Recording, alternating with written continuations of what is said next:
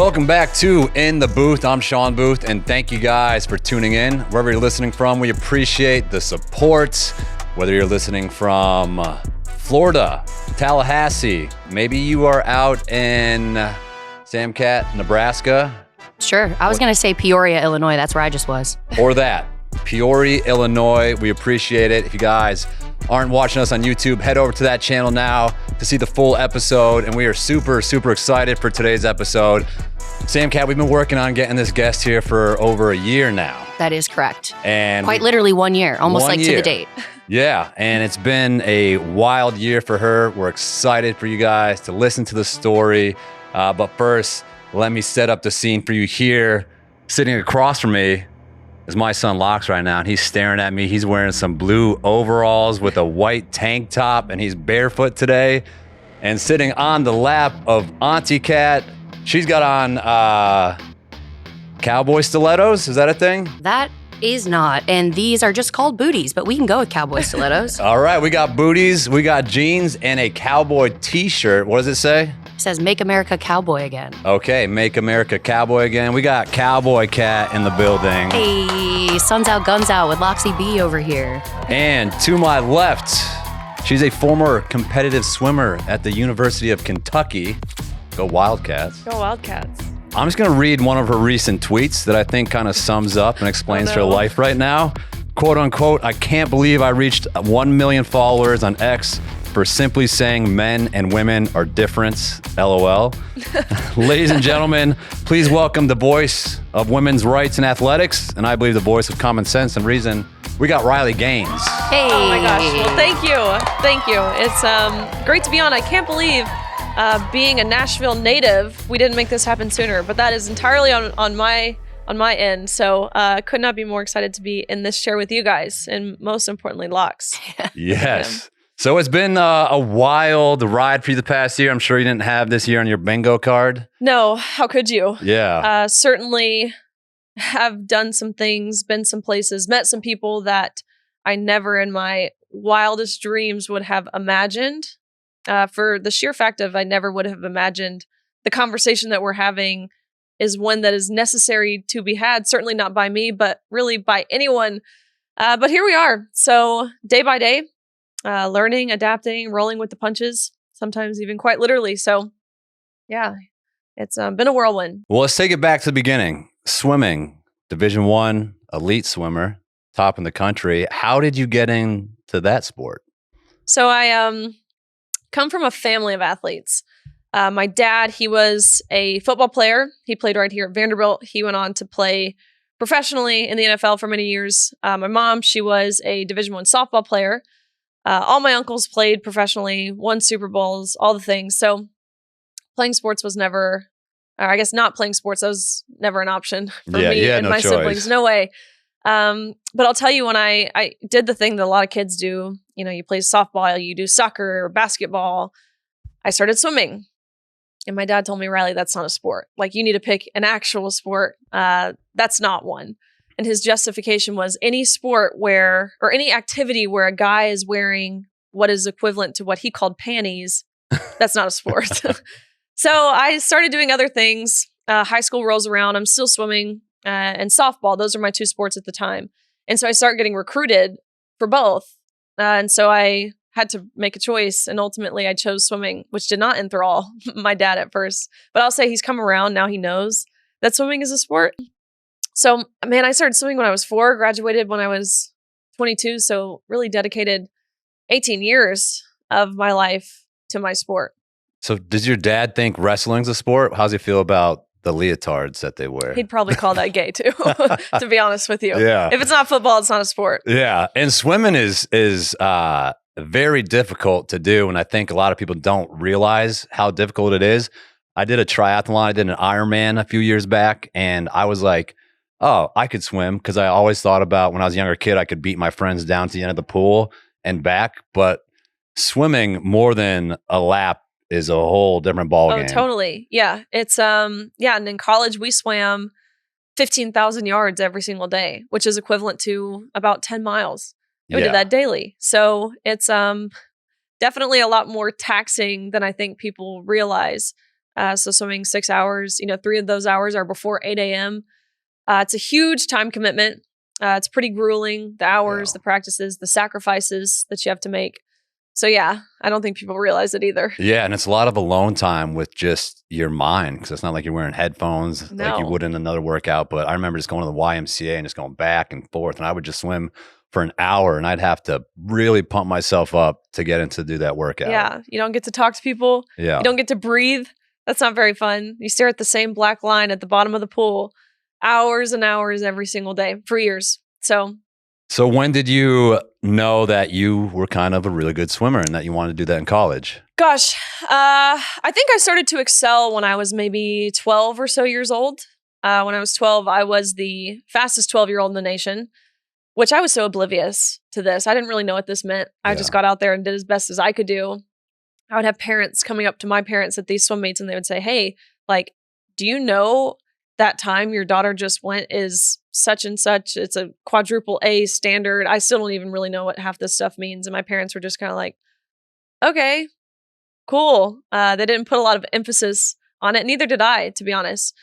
I got older, 15-ish years old. And that's when I qualified for Olympic trials to, the meet to eventually then make it to the Olympics. It's the highest caliber meet.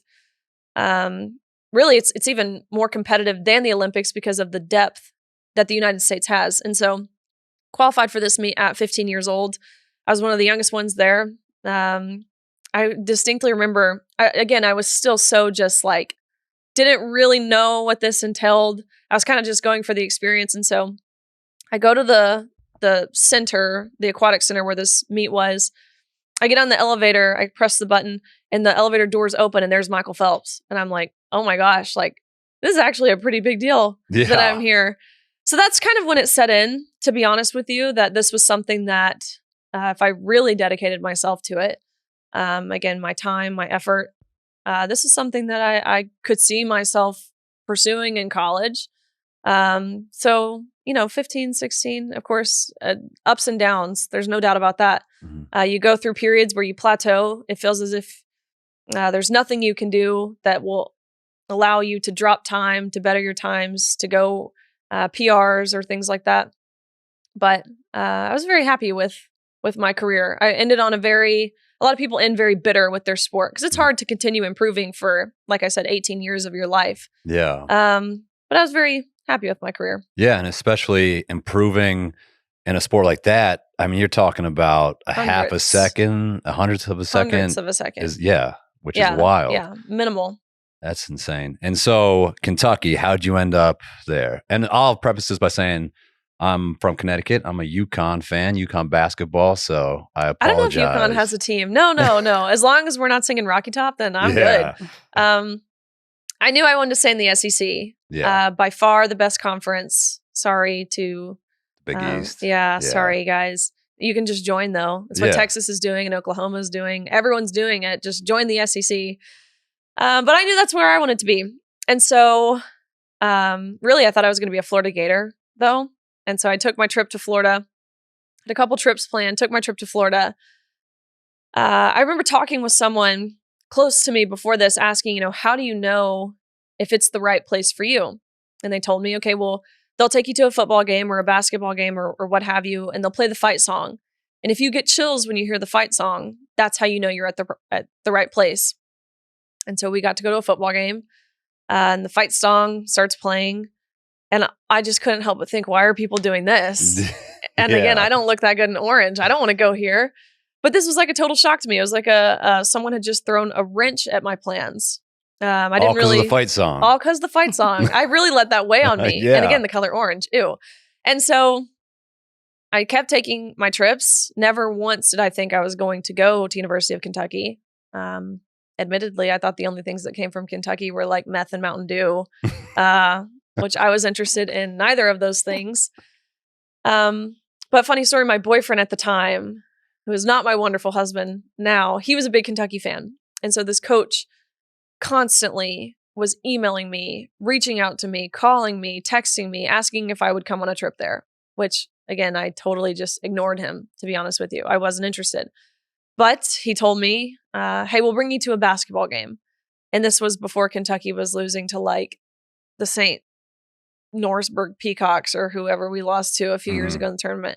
So I thought, okay, this will be like a cool Christmas gift for my boyfriend. I'll be able to bring him. We can leave. I'll honestly just take advantage of this coach in this university. Yeah. But I went there and I'll tell you, I fell in love. I fell in love with the team, the coaches, the campus, the resources that they poured into us outside of even just athletics, into our academics and our service, both things that really mattered to me. And so on a whim, I committed there, and there could not have been a better place for me. Right. All right. So University of Kentucky, and the life of a D1 athlete is very challenging. We're all athletes here. Sam Cat was a gymnast, and I played soccer, not the D1 level. Speak for yourself, Booth. I know. I feel very unathletic sitting in this room. Sorry about that. Yeah. But explain the day-to-day life of a college athlete at the D1 level. Gosh, I thought I worked hard before college. Wrong.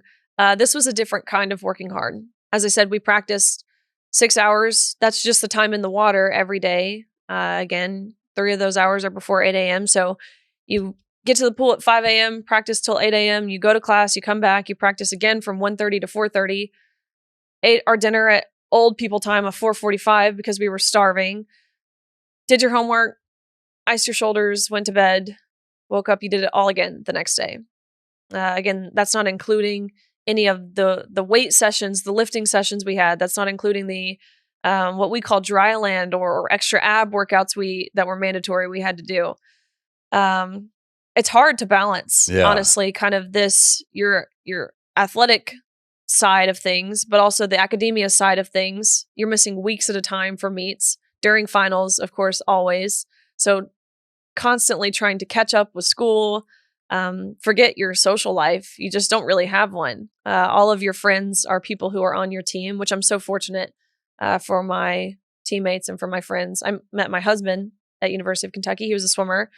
Of course, he was a swimmer. And as you can imagine, my dad was not happy when I started dating one of these boys who wears the panties. He said, Riley, he's gay. I'm like, Dad, no, he's not. Like, Riley, what about like one of the football players? No, totally. But he loves him now, of course. So it's it just taught me so much, honestly, playing sports, balancing all these things. It taught me how to be a leader. It taught me how to set goals and work to achieve those goals. Of course, perseverance, resiliency, all things that I find myself using in my day-to-day life now. I wouldn't have these attributes or characteristics had I not been fortunate enough to play at the collegiate level. Yeah, I think athletics shapes somebody more so than academics. For sure. And, you know, I always say I'm going to let Locks choose what he wants to do. Obviously, I'm not going to peer pressure him, but I really hope that he does want to play some type of sport just to get that team work in, the chemistry, like you said, dedication, everything. So he looks like he's going to play sports. Yeah, what do you think? Oh, I don't know. He's pretty beefy. Yeah, we're beefing him up. Yeah, he's pretty beefy. Huh, buddy? Yeah. Look at him. We're talking about you. So then how many people are on the swim team at Kentucky? Gosh, we had, just on the girls team, which I was captain of, we had 40 girls, which is... That's insane. Oh, totally. It's like our own little sorority. We didn't have time, or we weren't really allowed to join a sorority. And so we called ourselves Kappa Kappa Goggles. It was like a sorority. And again, being captain of this. Yeah. The drama that ensued. Yeah. It's inevitable, right? You can't be best friends with everyone. But again, another added stress and pressure to my day-to-day life, being this liaison between the team and the coaches, having to punish certain teammates if they were acting out of our policies and things that we had in place, holding everyone accountable, knowing everyone's goals. Again, for the purpose of holding them accountable to those goals, to our goals as a team. So it was a lot. It's a lot. 40 girls. I was way off then because I thought you might have had 5 or 10 swimmers on a team in college. No way. Some of those were divers. We had about 4 or 5 divers, not too many. Right. So majority of those being swimmers. Yeah. Okay. A lot to deal with. All right. So then your career at Kentucky. Freshman year. As I said, this was really an adjustment period for me. Acclimating, getting used to that much volume in the pool, lifting, that was new to me. I had never lifted before college. So improving steadily, but again, certainly adjusting. Sophomore year, this is when I felt like the adjustment had finally, I was settled in. I had really started to develop this sense of consistency. I was consistent in my workouts, consistent with my attitude and my work ethic, consistent in my diet, my sleep schedule, my study habits, which I look back now, and I think that's the most admirable trait, or I guess really the most useful trait someone can develop is being consistent. I certainly saw it and felt it in my life, athletically, but again, transcending beyond that. And so this is when I started to have this breakout season. Started doing some pretty incredible things. March of 2020, about 3 days before we were supposed to leave for our national championships, which is the meet you work all year for, really all your life for, the pinnacle of collegiate sports. 3 days before we were supposed to leave, we're in the water, we're practicing, gearing up, ready to go. Our coaches come over, they pull us out of the water, take us back to the team room. They sit us down and they say, NCAA's has been canceled. Pack your stuff up. If you live in the dorm rooms, you have to leave campus tonight. Of course, COVID had hit, which there was a lot of uncertainty around this. We didn't know what this meant. No one did. I thought we would go home for the weekend, maybe the next week, and very swiftly return back to campus, which was, of course, not what happened. Upon going from Kentucky back home to Tennessee, it was kind of like this abrupt realization that there were no pools open anymore. There were no gyms open or nothing, no setting where I could continue improving, dedicating myself to my sport, which in the sport of swimming, it's detrimental to take time out of the water. You're very quick to lose your skill set, your technique, of course, your speed, all those things. And so I knew what 2, 3, 4 months out of the water meant. It would have been the end of my career, honestly. It would have taken me more than a year and a half or so to get back to the level that I was. So I knew I had to do something. So very fortunate here to have Old Hickory Lake, which I put on a wetsuit every single day. I jumped in the boat dock down at Saundersville boat ramp. Jumped in, swam miles aimlessly. I'd swim down by Johnny Cash's house, come back. I did it every single day. That's not the cleanest water. Not the cleanest water. The amount of dead catfish that are like floating on top that hit you as you're, not pleasant. Snakes that swim by. Things that touch your feet. No, thank you. But I knew I had to do this. If I wanted to continue this breakout season I was having my sophomore year into my junior year. And understand, I don't think I was overly unique in that sense. A lot of us were willing to do whatever it took. And I think it just shows the mindset of an athlete who wants to compete and again succeed. And so we're finally able to come back junior year. And I did continue this breakout season. This is the year that I won my first individual SEC title. This is when University of Kentucky won its first ever SEC title in program history. And ultimately this year, I ended up placing 7th in the country, which... Not bad. I was proud of it. Yeah. You're top 8, you're an All-American. It's a pretty high honor, but I didn't swim my best time. I felt unsatisfied to a degree with this. I knew I was capable of more. And so it was right then and there that I placed 7th in the nation my junior year that I set a goal for my senior year to win a national title, which would of course mean becoming the fastest woman in the country in my respective event.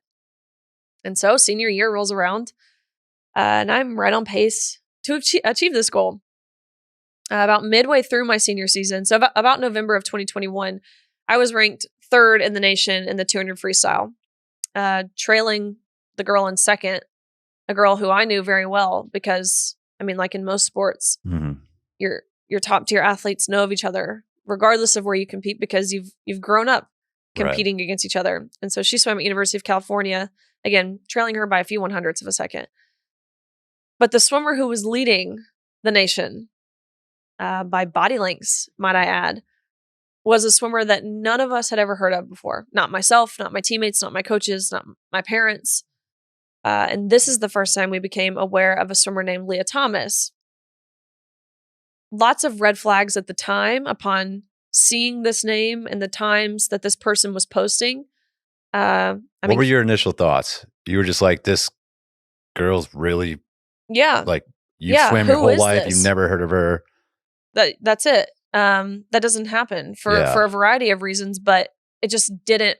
I mean, it didn't make sense, but I'll tell you the thought that never crossed my mind was that this was anything other than a female. It never even crossed my mind. I thought that was such a far-fetched presumption. I figured that, I mean, it never even crossed my mind. Again, looking at this on paper, we hadn't seen a photo of this person, or else things definitely would have been a little more clear. But for all I knew at the time, this was a senior, which no one just pops out of nowhere their senior year, from University of Pennsylvania, which, sorry, you Northeasterner, they don't have good swim teams up there. This is not a school that has ever produced that caliber of a swimmer. Again, leading the nation by body lengths, ranging in events from the 100 freestyle, which is a sprint, and all the freestyle events in between through the mile, which is, of course, long distance. So every event. And so that doesn't make sense either, because, I mean, you think about this in terms of your runners, your Olympic runners.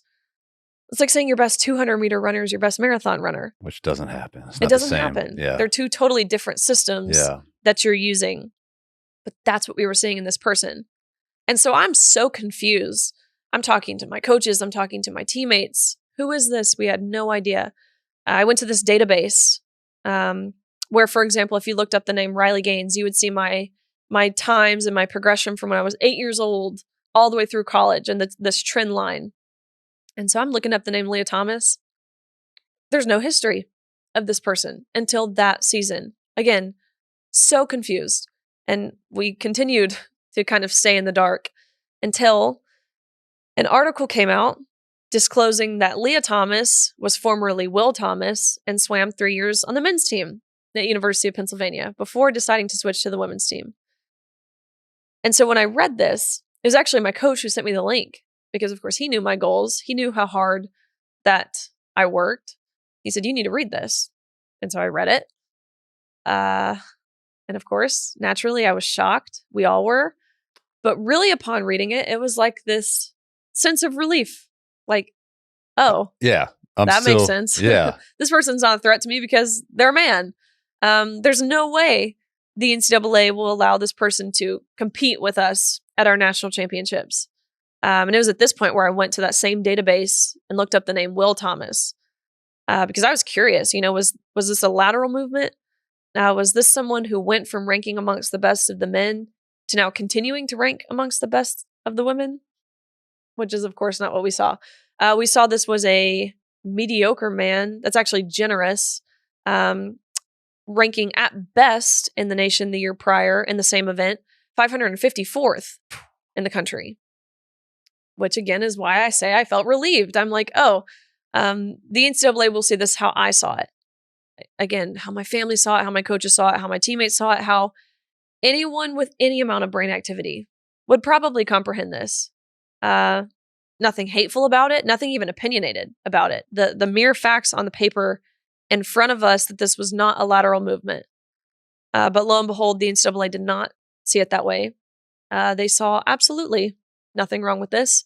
And so about 3 weeks before our national championships in March of 2022, they announced that Thomas's participation in the women's category was a non-negotiable, indicating that there was nothing that we could do as female athletes. There was no questions that we could ask or concerns that we could raise. We were told we had to accept this with a smile on our face.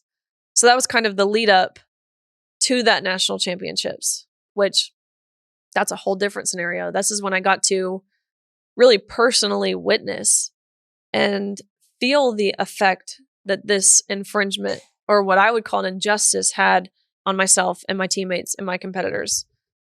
Of course, I don't claim to speak for every single girl on that pool deck, but I do claim to speak for the overwhelming majority of us. Right. Because like I can wholeheartedly attest to the tears that I saw, not just from the moms in the stands watching as their daughters are being obliterated in the sport that they once loved, but the tears from the girls who placed 9th and 17th and missed out on being named an All-American by one place. And I can wholeheartedly attest to the extreme discomfort in the locker room when you turn around and there's a 6'4", 22-year-old man fully intact, fully exposing himself inches away from where you were simultaneously fully undressed. And I can wholeheartedly attest to the whispers, because really that's what they were. The whispers of anger and frustration from those girls who, just like myself, had worked our entire lives to get to this meet. And so that first day was the 500 freestyle, which is not an event that I do. And so I watched on the side of the pool as Thomas swam to a national title, to literally no one's surprise. Again, beating Olympians, beating American record holders. These aren't scrubs. They're the most impressive and accomplished female swimmers this world has ever seen. And he beat them all by body links. 1 second might not sound like a lot of time, but in the sport of swimming, again, a sport measured down to the 100th of a second, 1 second is significant. He beat the entire nation of women by 2 seconds. Even the time he went that year would have beat every girl the next season by 2 full seconds. So he became the first man to win a Division I NCAA women's title. Trailblazer. What was the reaction from the Penn State team and those parents in the stands and other opposing? I mean, obviously it wasn't just you and Penn State. So any other universities, like what was the collective mood? Gosh, it's so crazy to me because, again, we were, at least on the pool deck, operating through whispers and points and in secrecy, which I look back and I think, why in the world, myself included, it was like, why in the world did we feel as if we couldn't say out loud that, I mean, really the parable of the emperor wears no clothes, quite literally in this case. Like, why couldn't we say that? So it was super unique that first day after Thomas swam, after he won that national title.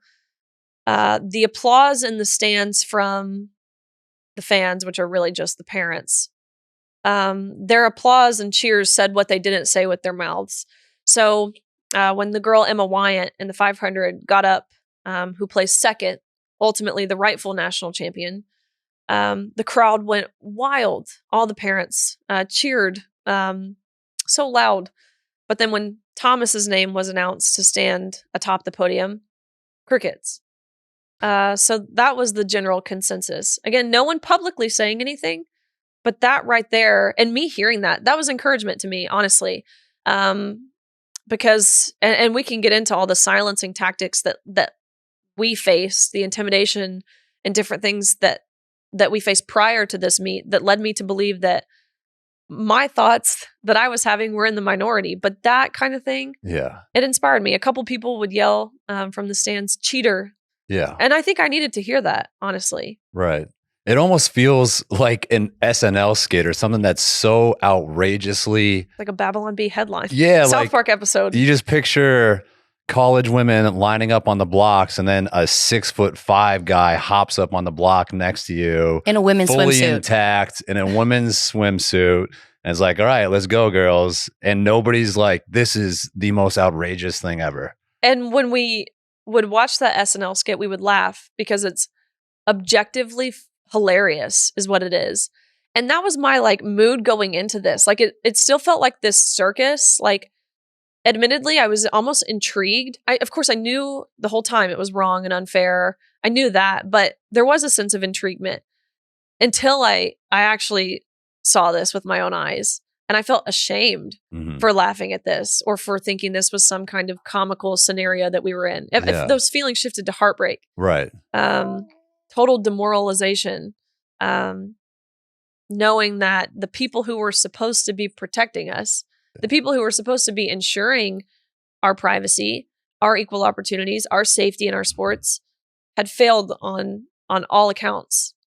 What was the process for Thomas to go from competing with the men to then, in a year's time, to competing with the women? So the policy that the NCAA had in place since 2010, so at the time this policy was 12 years old, was just 12 months of hormone replacement therapy. And then you're set to compete with whoever, wherever you want, which, as we know, there is no amount of HRT that can mitigate male advantage entirely, but 12 months of hormone replacement therapy, as made clear by his national rankings when competing against the men to competing against the women, that's obvious. But even things that testosterone doesn't necessarily affect, like your lung size, like your heart size, like your height at that point, like the size of your feet, like even something as silly as the size of your throat. It might sound, again, pretty irrelevant that men have, on average, a 40% larger throat than women. But when you're playing a sport where you're grasping for air, that makes a huge difference. That's a huge factor of success in our sport. And those are all things that won't change with testosterone suppression. 0 nanomoles per liter of testosterone. Those things don't change. So do you even think there's any scenario where you would be okay with that, even if they transitioned when they, which would be insane, 10, 12 years old? No. It's still super unfair. It's still just wrong. Yeah. This is what ultimately you think of Title IX, the federal civil rights law that prevents sex-based discrimination, most notable for giving equal opportunities in sports. This was only 52 years ago. I think we forget that, women were using their buzzwords here once a historically oppressed group. And now they're undermining everything they once fought for entirely. Yeah. So I think any opportunity that is deemed for a woman, for a female, that's who the opportunity should go to. I don't care. I've received flack for even, chess. There's, of course, they have men and women's chess when competing. And I know nothing about chess, let's be very clear. Or darts, for example, or pool, billiards. All these sports are infiltrated with men competing in the women's category. And it's still wrong. Mm-hmm. And I'll have people say, oh, well, if you don't think men should compete with women in chess, you're just calling women dumb. You're saying they're not as smart as men. That's not what I'm saying. Mm-hmm. I'm saying if it's for a woman, that's who it should go to. Yeah. And we hear this word inclusion all the time, but understand the women's category, any category in sport, whether it's age, whether it's weight class in sports like wrestling or boxing, right? You have heavyweights, you have featherweights. They were created purposefully to be exclusive. That's not a bad thing. Yeah. It's actually necessary when safety and fairness are at jeopardy here. Yeah. That's why we have categories. That's why we have the Paralympics versus the Olympics. It's not because we're shaming or being ablephobic. I don't know if that's a word, to people who don't have full ability. Yeah. But we have that in place for a reason. So any opportunity entitled for a woman, all of that to say, should go to a woman. Yeah, I think that's the most frustrating part. It has nothing to do with, transphobia or anything like that. And people want to criticize people who think that what Leah Thomas did was wrong. They're like, oh, well, they're just transphobic. And it's like, no, this whole Title IX that we've implemented, and there's been so much progress over the years for women's rights in sports, and you've seen it. And it's like, we've made so many great big strides. And all of a sudden, just like that, it's like, what was the point of any of that? And where are all the feminists now? Don't even get me started on this question. It's crazy to me. Well, let's lay it out. Okay, so you think of your traditional radical feminist left-leaning groups, right? You think of groups like the National Organization of Women now. They were the leading feminist group for 60, 70 years now. Yeah. They just posted a piece this past week that said that I was a white supremacist patriarchist. The National Organization of Women. Here I am fighting for women. And they call me a patriarchist. It's like, what in the world? It's insane. Even most recently when I testified before Congress, it's I'm sat next to the president of the National Women's Law Center, a law center dedicated to fighting for and maintaining the rights and opportunities and protections of women. And in her opening testimony, she says that women should just learn how to lose more gracefully to men. And it's like, do you not hear yourself? You even think of someone like Billie Jean King. This is a woman who we really have to accredit Title IX to. If it weren't for her, I mean, she propagated women's sports, really women as a whole, forward astronomically in the 60s and 70s. She played in the Battle of the Sexes and she won, and it was this huge feat for women. She is now actively fighting for male inclusion in women's sports and women's spaces. Megan Rapinoe, same thing. Sue Bird. We just saw comments from Dawn Staley recently, the South Carolina women's basketball coach. She's a remarkable coach. She was a remarkable player. She's a Hall of Famer in her coaching career. She's won, I think, 2 national championships the past 3 years. Her record's like 109-3 over the past 3 seasons. I mean, that's unheard of. It's unprecedented. But you can be 2 things at once. You can be a remarkable athlete, a remarkable coach, while also being a total sellout, which is exactly what she is. A reporter asked her, I believe it was right before the national championship game, would you be okay with, allowing trans women, males, onto your team? And she stutters and she drinks her water, and she, I think in this moment, realizes that she has to walk this line of being politically correct. Yes. But she says outright, yes, I would be okay with it. There's no way, because I'm like, there's no... Imagine the UConn men's team. Yeah, well, Sue Bird, I mean, that's disappointing to hear that she's now Oh, gosh. saying, yeah, of course, that's fine. It's like, okay, Sue, so if you were LeBron James transition to women and all of a sudden he's guarding you down the block, stronger, bigger, and you're not getting the points that you need to get. You're not getting the championship that you want to get. You're not getting drafted at the position that you want to get drafted because of this guy. Bird is. Nobody would know who you are. Same with Megan Rapinoe. It's like there's a 6'5" center back who's guarding her. She's not going to do anything she wants to, but she's going to sit up here and say that because she needs to be politically correct. And she's done with all of these people are done with their careers, and they don't have daughters to defend. Yeah. So it's a classic case of virtue signaling. 100% is what it is. And also I feel like people not stepping up or expressing the disadvantage of somebody like Thomas. I also think that is people who are afraid to get quote unquote canceled in cancel culture, right? They're afraid to say it out loud. And definitely 100%. And it goes back to, like I said, being in this environment where it was super hush hush. We talked in secrecy behind closed doors. We'd call our parents on the phone, hoping our roommates wouldn't hear us on the other side of our dorm room, but really they were doing the exact same thing too. I couldn't be more appalled with the lack of authority, the lack of morality, what I would say, of these coaches, of people within the NCAA, of people with political power, who are unwilling to do the right thing. Mm-hmm. Really what they are, I think what our nation is governed by, whether it is our government, whether it's academia, whether it's corporate America, whether it's even seemingly our spiritual leaders, we have so many weak-kneed, spineless, morally bankrupt cowards leading this country, which ultimately that's, I think for a couple of reasons, we're at this place and really in this decline that we are. One of which because we live in a godless society, but 2, because we have weak leaders. And it's sad because of the amount of work that you girls put in. There's not a single swimmer, and you said that you speak for the majority of people. There couldn't be a single person who thought that was right. And you can't do anything about it. And it's people who are in charge who are making these decisions. But everybody who's competing knows it's not right. The girls know it's not right. But you have people that have higher power trying to tell you what to do and what's fair. Yeah. And then telling us that we're the problem if we disagree. Again, back to the locker room piece.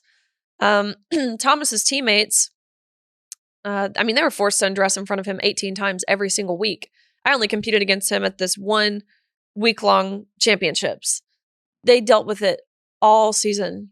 Again, 18 times, fully undressing. Many of these girls, after talking with them, are survivors of sexual assault themselves. One girl in particular was raped in a bathroom setting prior to coming to college. And so experiencing this, again, this is based off what she's told me, experiencing this, going to her coaches saying, hey, this is really hard for me to deal with. It has nothing to do with Leah Thomas. It has to do with my experience and the fact that I don't want to see a naked man, and I don't want a naked man seeing me naked.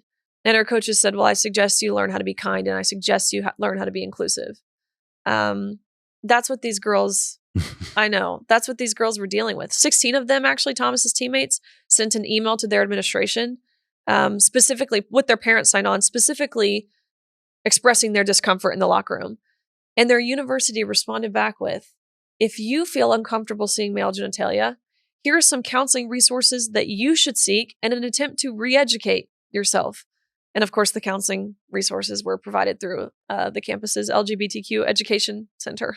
Do any of these people have kids at home? Do they not put themselves in that situation if that was their daughter? If they do, I think CPS needs to be called, because it's disgusting, it's perverse. And again, you're a sellout, but at this point to your own child, which is just sickening. That's what I think when I see a lot of our elected officials. This issue has fallen almost entirely on party lines, at least in the way that the media portrays it and how, again, our elected officials are voting. It certainly isn't party lines among the general public. But I see these Democrats voting in opposition of protecting women and girls in sports. And it just, I mean, it breaks my heart, honestly, for their kids, for their daughters. Disgusting is what it is.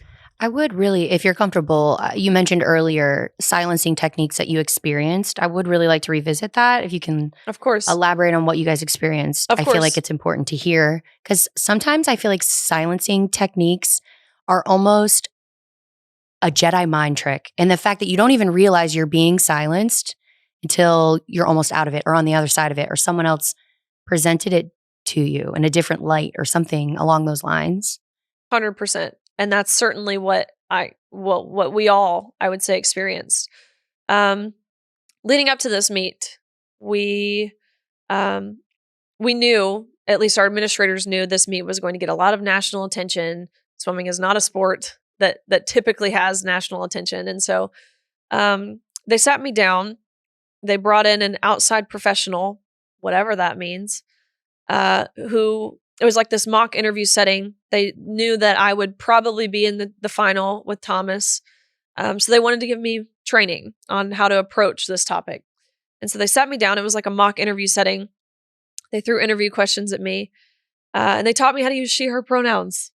If I didn't answer the questions to their standard, I had to re-go through the training. We were told at University of Kentucky, look, you will never get a job if you speak up about this. You know, your employer is going to look you up. They're going to see that you're a transphobe. And you don't want that, do you? You know, you're never going to get into grad school. And Riley, you know, you're set to be a dentist. You're never going to get into dental school if you speak up about this. They said you'll lose your friends. You'll lose your scholarship. Oh, yeah. And Riley, speaking of that scholarship, they told me, remember, you signed that. And when you signed that, you gave away your rights to speak in your own personal capacity.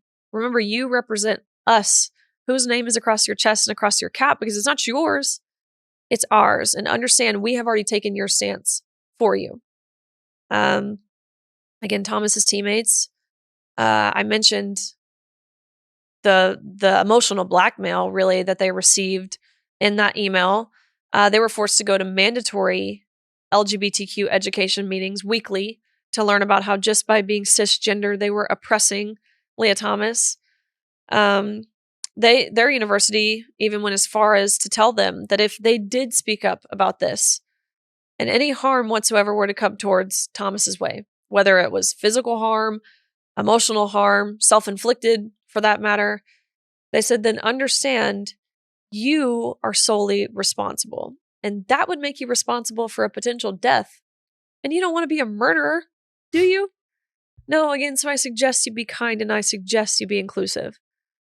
But, I mean, let that really sink in. I'm upset too, Locks. I'm so sorry. He's like, this is hearing crazy.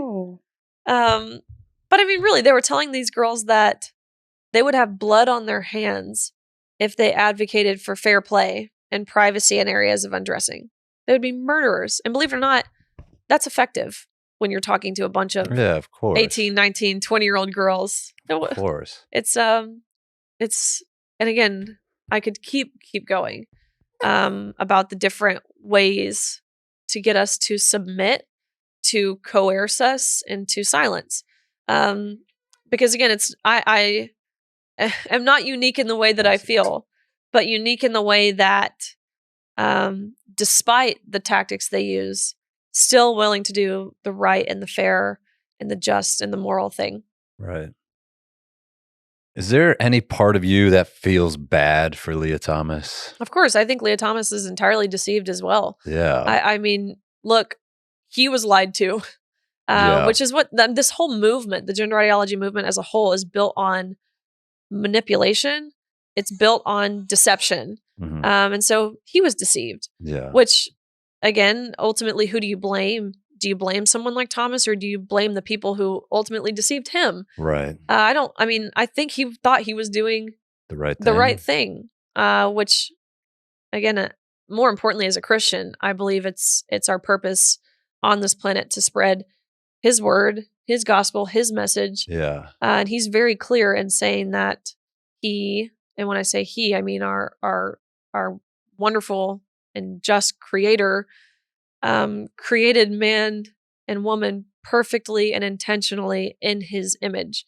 So I think it's up to us to teach these people, or at least try to highlight, spread awareness to what is right and what is wrong. Because again, these people who identify as trans, people who are pushing this movement, people who don't see this movement as harmful, they've ultimately been deceived. Yeah.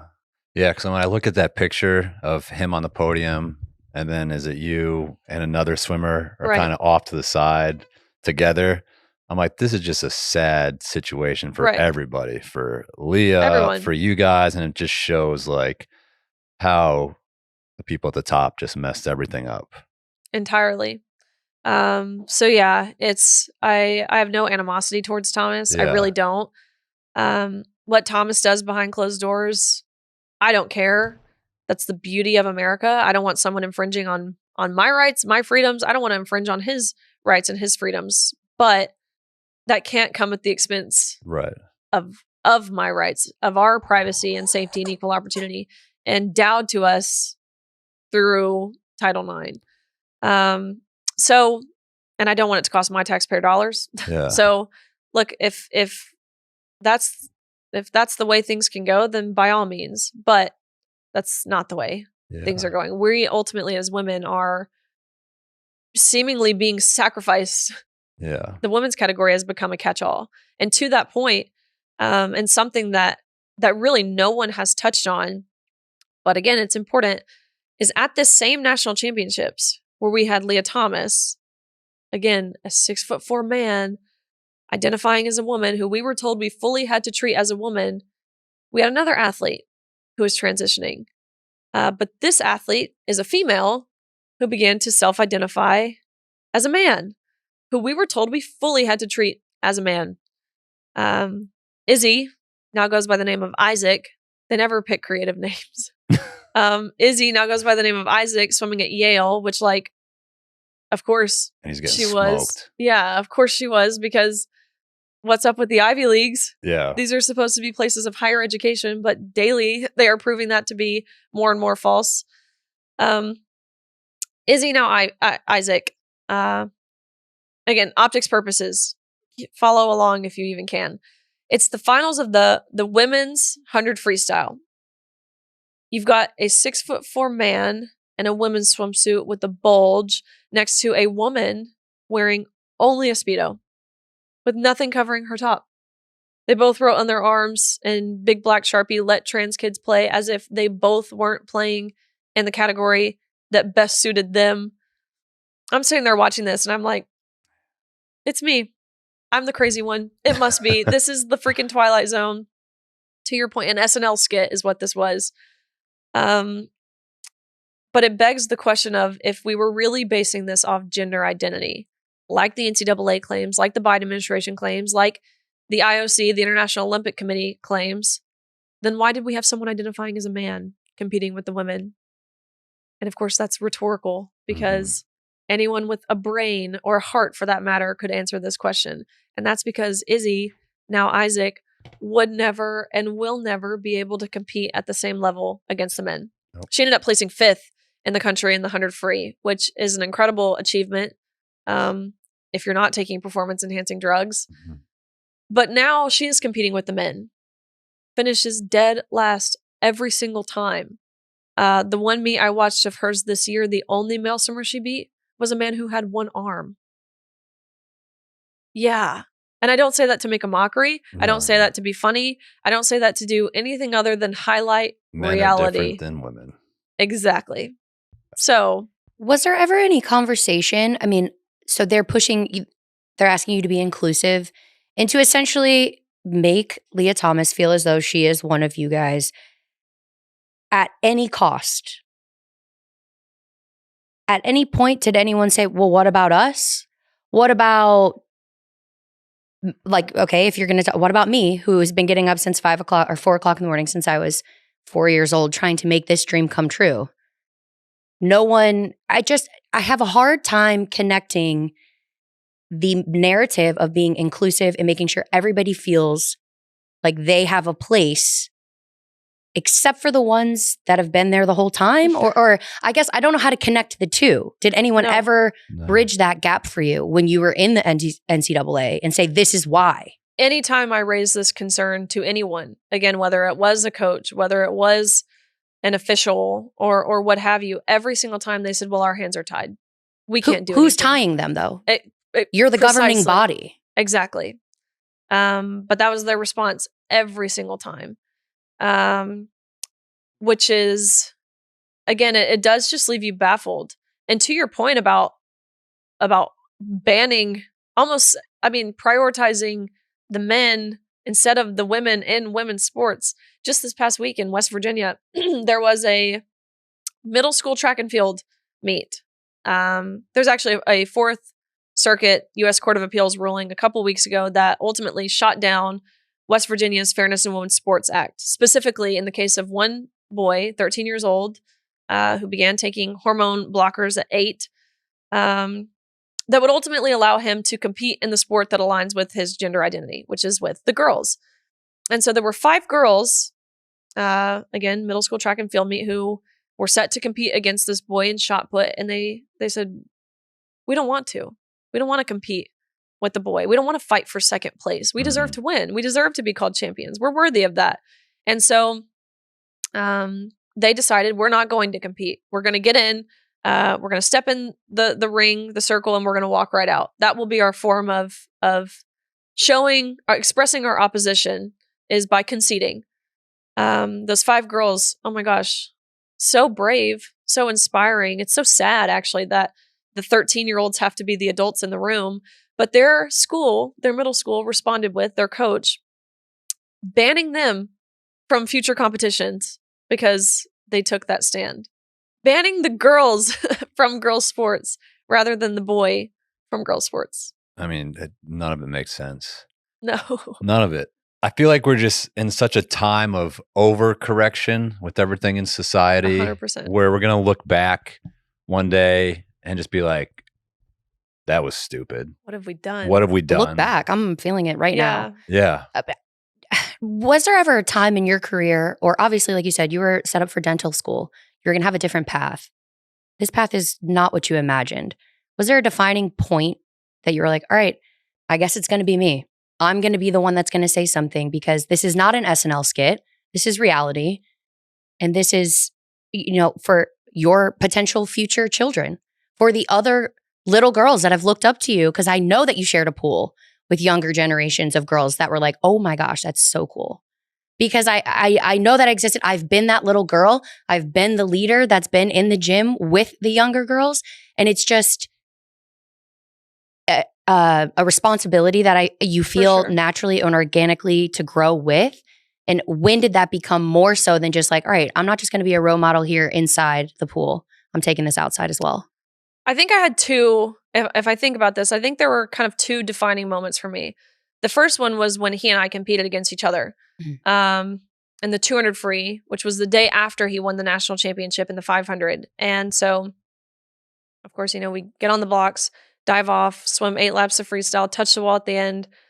I look up at the scoreboard, and almost impossibly enough, we had tied, meaning we went the exact same time down to the 100th of a second, which one is incredibly embarrassing for a 6'4" man, but two, it's rare when you're racing for 1 minute and 40 seconds and not even 1/100th separated us, which you can't tell me that's not divine intervention. But anyways, we get out of the water, go behind the awards podium where the NCAA official looks at both Thomas and myself. Thomas, who's towering over me, again, at 6'4". This official says, "Great job, you two, but you tied, and we only have one trophy, so we're going to give the trophy to Leah. Sorry, Riley, you don't get one." And this is at the national championship. Yes. And so, having just competed, my heart rate is still high. My adrenaline is still pumping. And so the first thing that I thought was the first thing that I said. And the first thing that I thought was, isn't this everything that Title IX was passed to prevent from happening? What do you mean you're going to give the trophy to the man in the women's 200 free? This is really when I let loose. I didn't care who was around me. I didn't care that Thomas was 2 inches away from me. I didn't care. I said, what is your justification, again, for giving the man the trophy here? Never once did Thomas offer the trophy or say we could share. No, not once. Which I mentioned I don't have any animosity towards Thomas. That doesn't mean I don't think he's a total narcissist and displayed an utter disregard for us as women and our feelings, our privacy, our opportunities. But ultimately, he was following the rules. So again, no animosity there, but I do have thoughts on how he portrayed himself. Anyways, when asking the question, the dreaded question that no one dared ask all season of why, the NCAA official didn't know how to respond. They didn't give him a script of what to say when someone asked why. And so he stumbled on his words and he's, and the first excuse he said was, well, we're just doing this in chronological order, clearly choking on his words, having no idea what to say. Chronological order, we tied. That's exactly what I said. I'm like, do you mean alphabetical? Because G comes before T. Otherwise, what are you being chronological about? And it was at this point he realized he was in a corner and there was nothing that he could say that could actually justify this. And so this is when his face changed. Okay, he looked sad. His voice sounded sad. I could tell he didn't even believe what he was about to say. But he looked at me and he said, "Riley, I'm so sorry, but we have been advised as an organization that when photos are being taken, it's crucial that the trophy's in Leah's hands." That was it for me. What did you say back to that? I kind of was in this state of disbelief. Really how it went, I'm explaining it a lot more mild. Sure. I'm like, this is BS and you know it. My coach is back there. I was going to say, I thought you kept it together this whole time and I was like, good on you. No, my coach is back there too. And my coach is incredibly supportive of me and this stand. And so he's back there. He's going off on this official. This poor official's like not knowing what to do. Mm-hmm. Again, all the while Thomas is saying absolutely nothing. And so, like I said, we knew all season the unfair competition was wrong. We knew the locker room was wrong. We knew the silencing that we faced. We knew all of that was wrong. But it wasn't until this official reduced everything that we had worked our entire lives for down to a photo op to validate the feelings and the identity of a man at the expense of our own.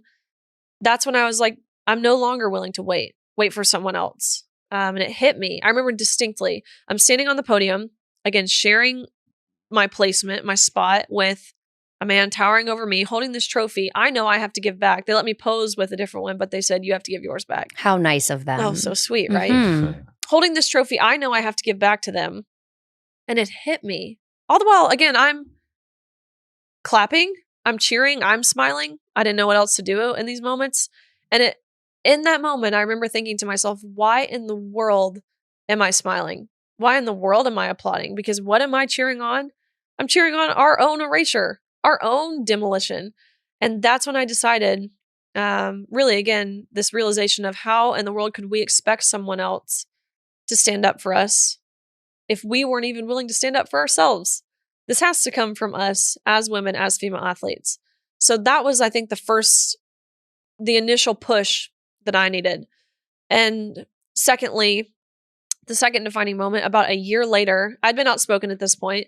I had dedicated a lot of my time to talking about this, different news outlets. I had been to different press conferences and testified and different things, not nearly to the caliber of this activism role that I've taken on now, but I was speaking. There was a group, a Turning Point chapter at San Francisco State University that invited me to come out to San Francisco at their campus and speak to their students.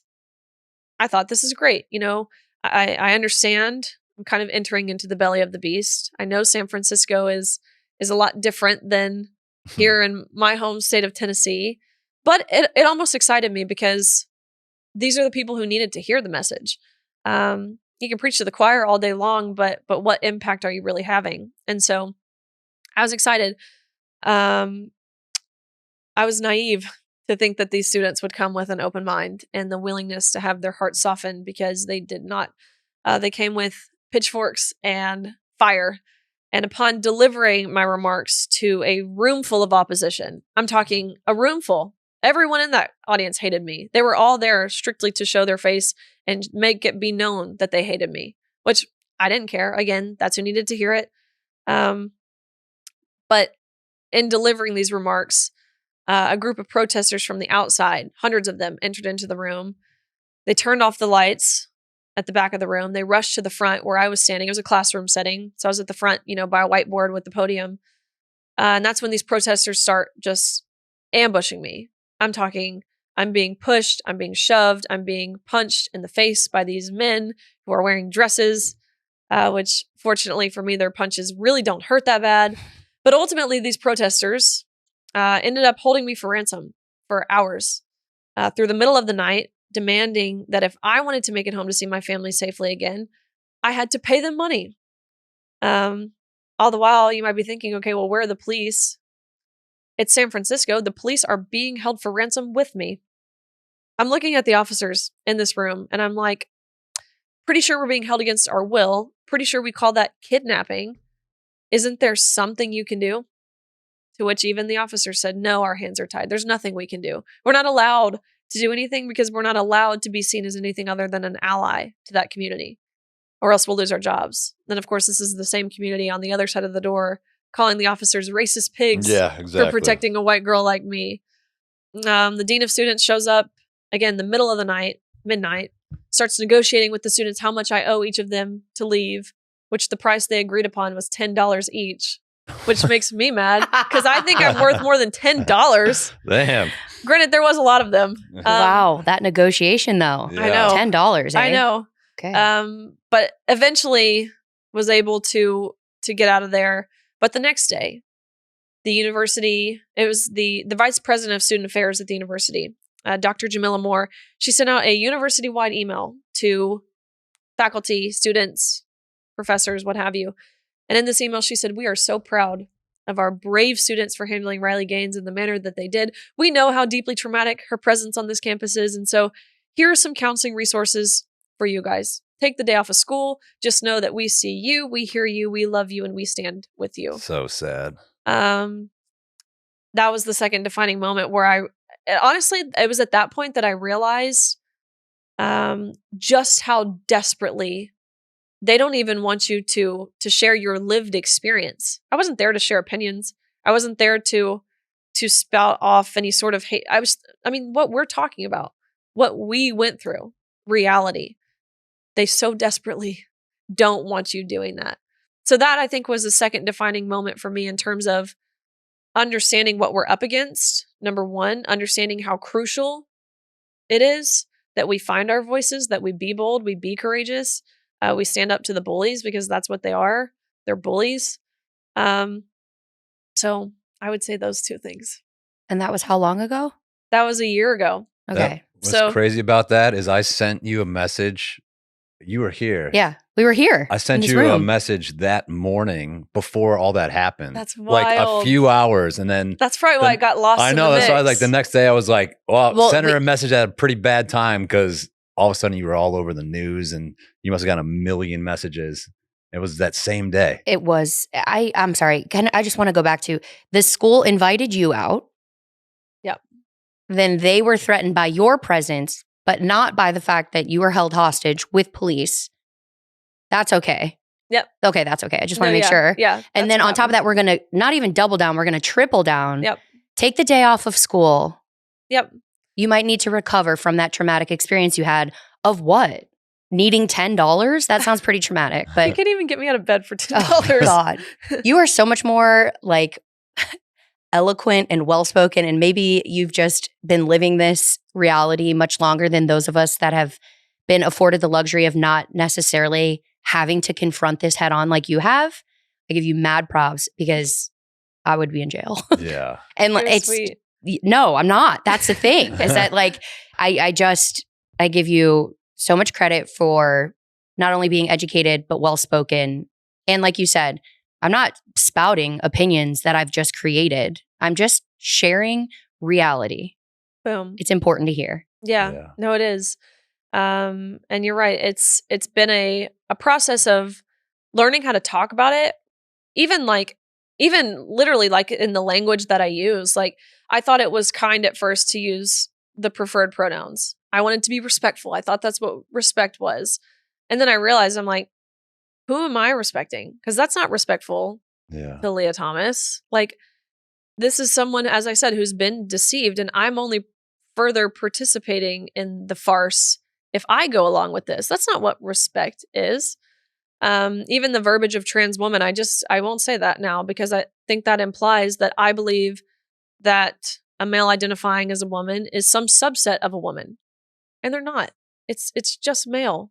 Even saying I get so sick of it. It's biological. Oh my gosh, biological female, biological man. Like I adhered to this. I thought it was necessary in making the distinction, right? Like I'm a biological being. I'm made of biological matter and I'm a Yeah. female. I'm a biological female. Thomas is a biological male.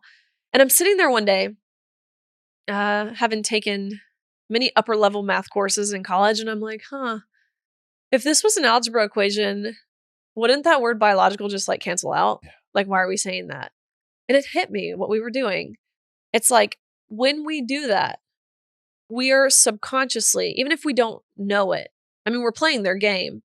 We're adhering. We're admitting that there's some sort of unbiological alternative to being a male or a female or a man or a woman or a girl or a boy. And there's not.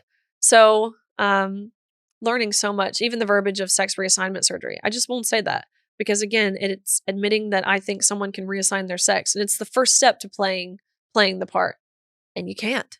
You can get a mastectomy, a radical double mastectomy, but let's call it what it is. That's not a sex reassignment surgery. It's a mastectomy.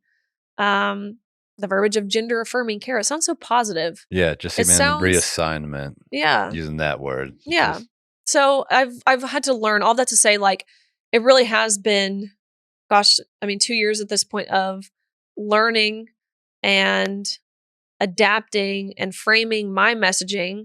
Because ultimately what I want to do here is help people understand exactly what we felt and experienced. And it's not hatred. That's not how we felt. Right. We felt betrayed. We felt violated. We felt heartbroken.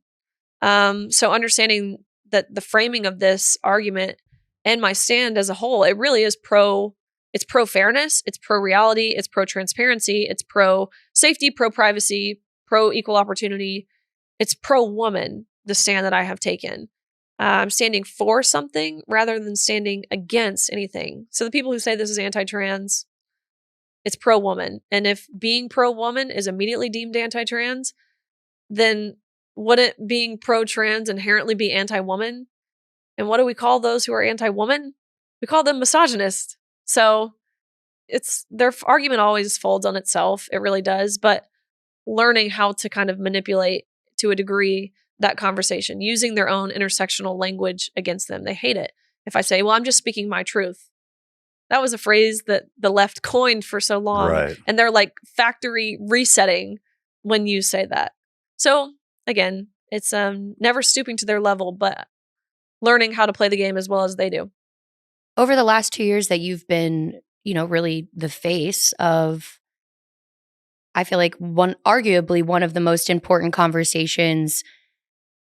And correct me if I'm wrong, guys. I feel like this entire, topic, I guess, really presented itself during the pandemic. 100%. Was I just naive in thinking that I just missed out because I was too concentrated on my own life? Maybe. But I feel like it really became more public, social media, on every news outlet, and very much like a hot topic for people to discuss.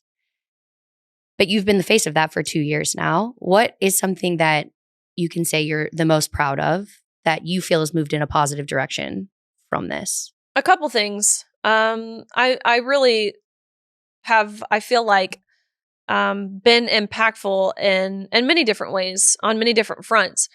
So from the legislative side of things, there are now 24 states that have enacted some sort of fairness in women's sports law that basically it just says you compete with your sex. So that's been huge. I've testified in virtually all of these states, most recently, I think, in Alaska. So that's been certainly a big push, getting legislative bodies to do the right thing here.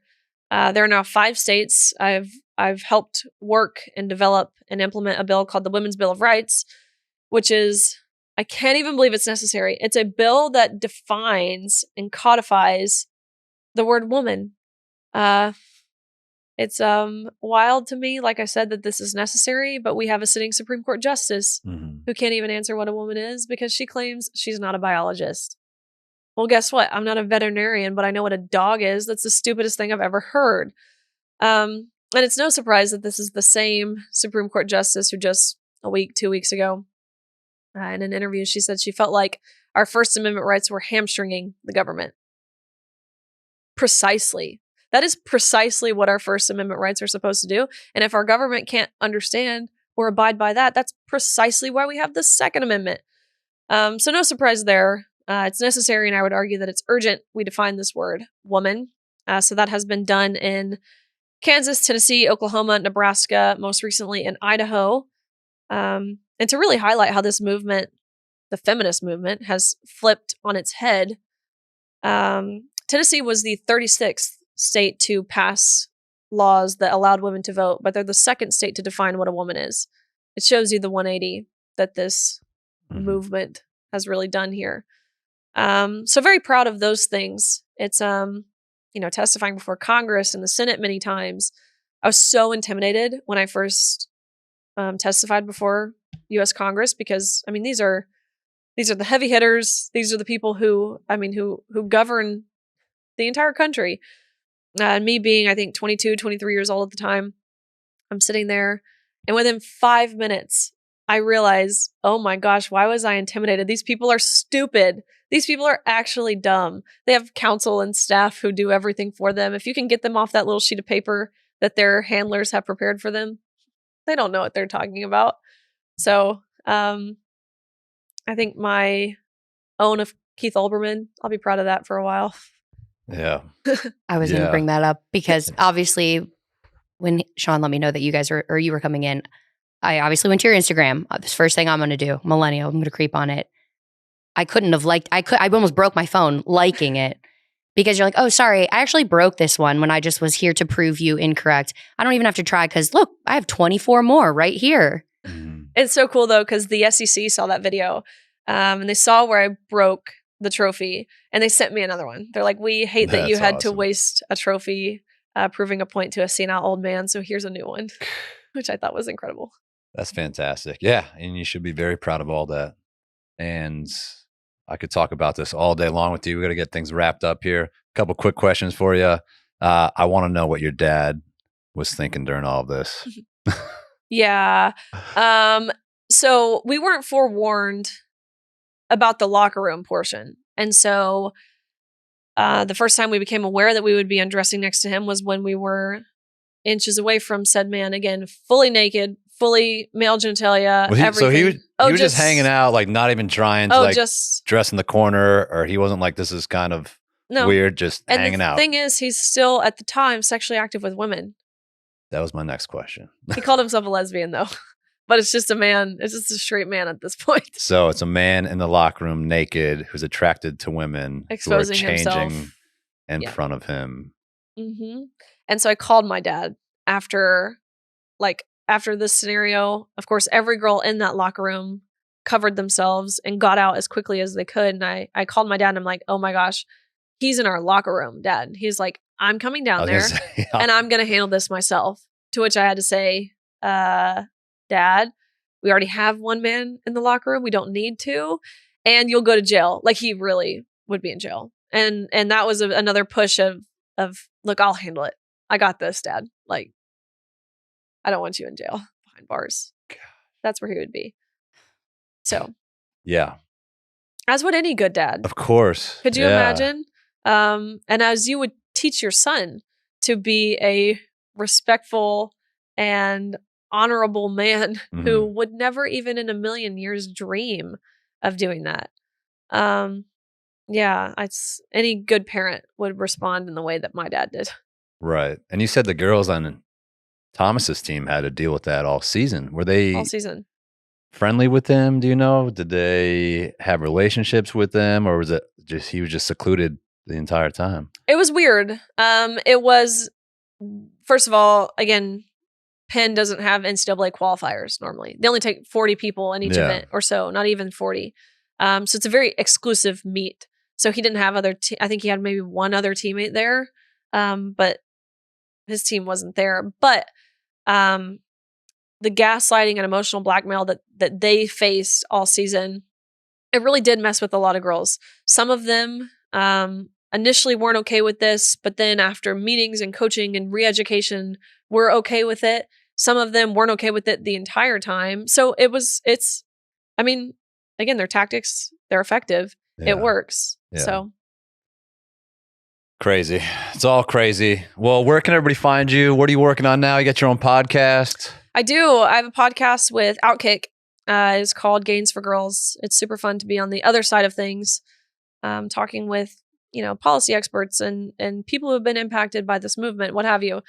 I just wrote a book, which was exciting. It's called Swimming Against the Current, Fighting for Common Sense in a World That's Lost Its Mind. So that's, I think, on Amazon or wherever people get books nowadays.